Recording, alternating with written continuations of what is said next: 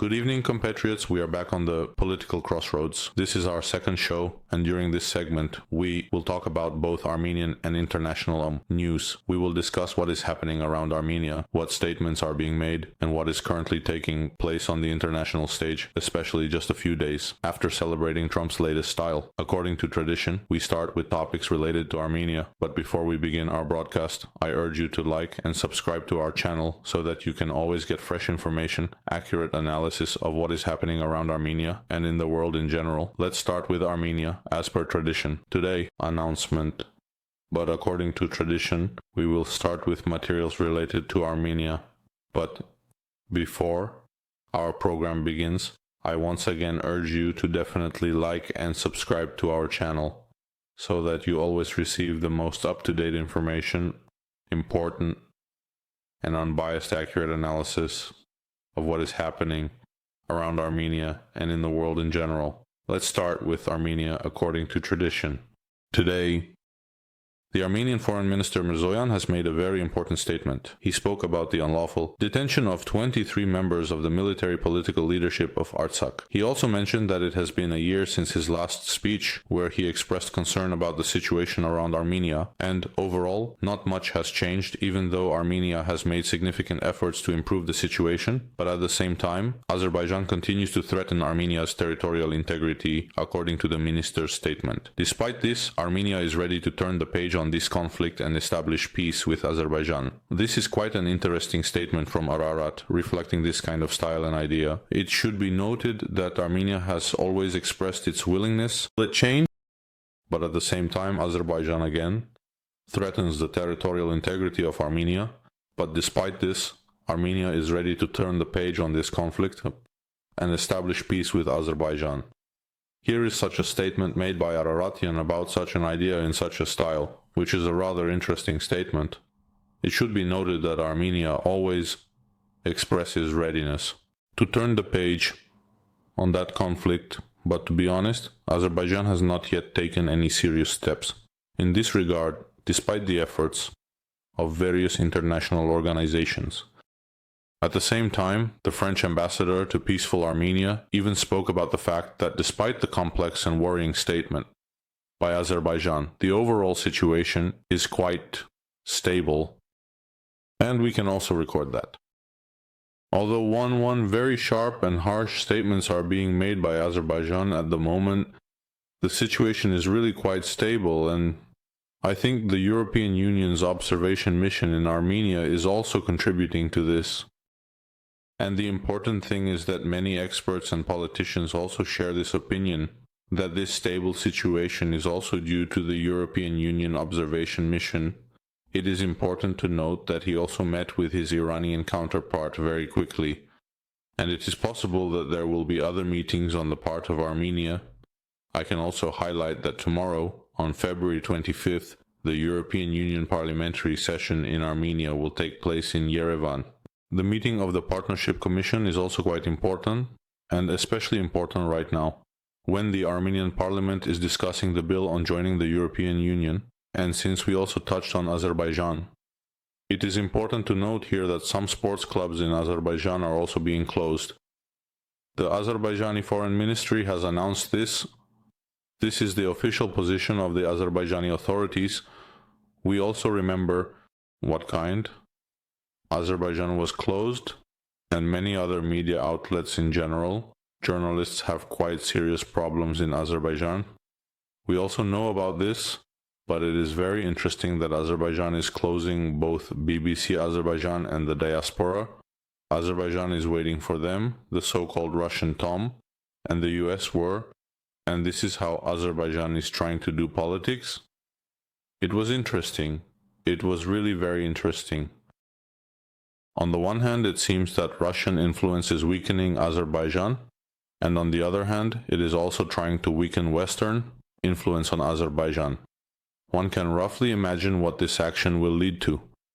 But the weakening of Russia's presence, especially under these conditions, I can say that it will only benefit the region as a whole, but not the European and American ones.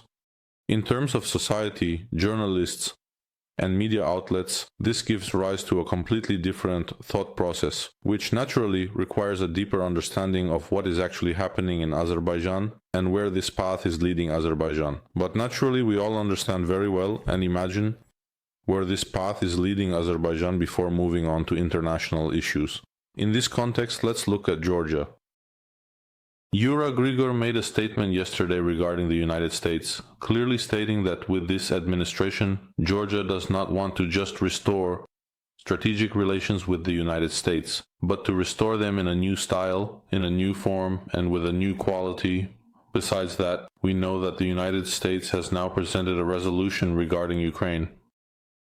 If I'm not mistaken, it was presented at the UN on February 20th, and Georgia has also become a co-sponsor of that resolution, meaning Georgia has joined that resolution as a co-sponsor. This is a very interesting overall trend, but I must say that it has long been observed that the Georgian authorities have a certain affinity towards the United States under this administration. To be honest, I can also evaluate it positively. Here it can be said that it is negative, not to say that I don't see anything, but overall it is probably more positive than negative, and because now the issue of the South Caucasus is being actively discussed as well.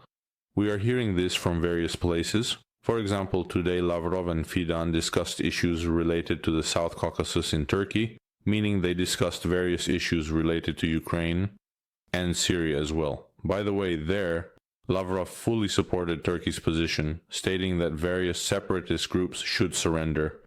They are discussing the withdrawal from Syria and so on, specifically referring to the Kurdish groups and the South Caucasus. According to Lavrov, Turkey and Russia have discussed their common interests. They are cooperating around these interests, and in this regard, it is extremely important for Armenia to be able to restore its relations, at least with the United States. We are seeing very clear steps regarding Armenia. What gives us even more hope regarding Azerbaijan is that Andreasyan is undoubtedly and synchronously closing down both Western and Russian media outlets in Azerbaijan, as well as undeniably international organizations. It's hard to say definitively what all of this leads to within Azerbaijan, but let me repeat that some Russian influence is also being weakened, at least in Azerbaijan. Again, no one can be 100% sure about Azerbaijan. As for Georgia, naturally it's indeed the same, but since we have such information, it also inspires some good hope.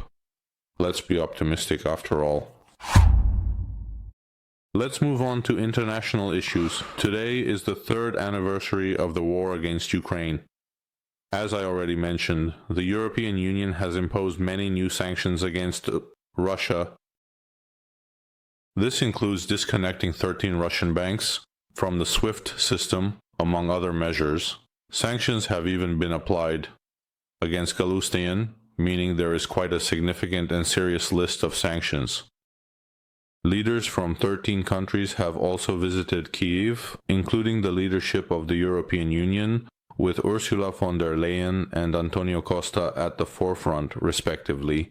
The European Union, the United Kingdom, and several other European countries, such as France and Germany, are announcing a new aid package worth billions of dollars for Ukraine in support of Ukraine. A representative of the newly victorious force in the German Bundestag has announced that it is too early to discuss this issue, and it is not discussed at all. Ukraine is also sending peacekeeping troops from the German military. He also said that everything must be done to weaken the influence of dependence on the United States of America.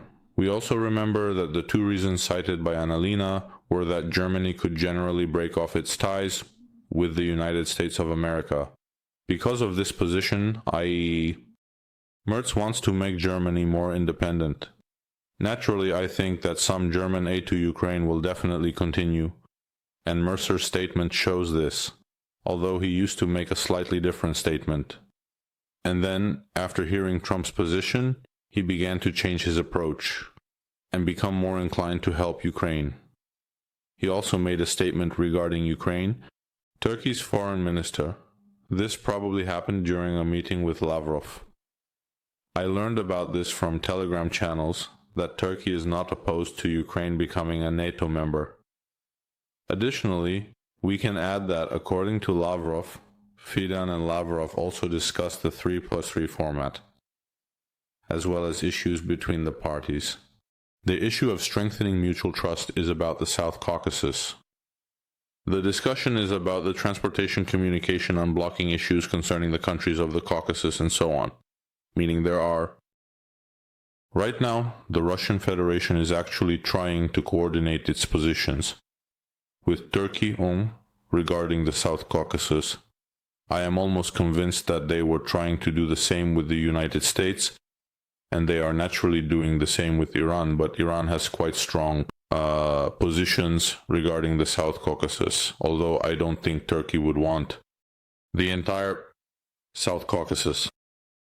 The South Caucasus, which is under Russian influence, is able to balance its relations between the West and Russia, particularly in Azerbaijan. The part is mainly speech.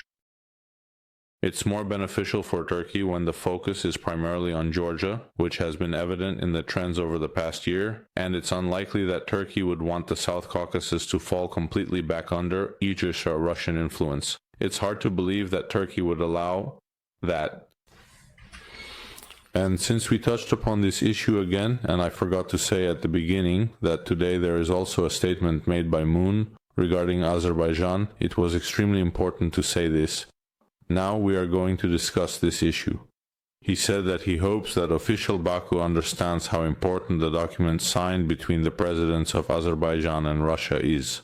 We are talking about a document signed 3 years ago, just these days, 1 day ago, against Ukraine, before a large-scale war, and he said that he hopes that in the future, when taking steps, their Azerbaijani partners should take into account that document, that cause the friendship that exists between Azerbaijan and Russia, and will lead by the fact that their steps must definitely contribute to the implementation of that document, should not be contrary to its implementation, and action is in the spirit and idea of that two-war document.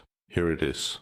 He made an approximate statement, because again I am not quoting it verbatim, but I know that when they try to explain all those statements in this way, it is much easier for you, dear compatriot, to catch him, because we have the general idea of that statement about all statements. We do not distort the speech, and we move from official language to simple, more easily understandable language, so that together we can't even understand and analyze what this or that political figure means by making such a statement. And with this statement, the Russian side is actually expressing its indignation that Azerbaijan has decided to close the sports complex in its territory.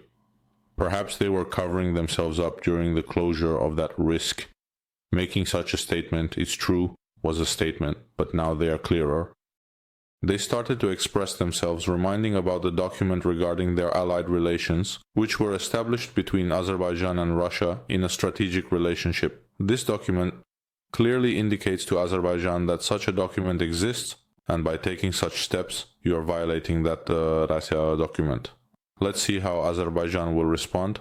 I imagine that Azerbaijan will definitely react to that statement. It's very interesting, to be honest, to follow Azerbaijan's response and the subsequent developments in this regard. That's all for now, dear compatriots. I remind you again to like, subscribe for updates, and also please write your opinions in the comments. That's all. Good luck, and see you soon.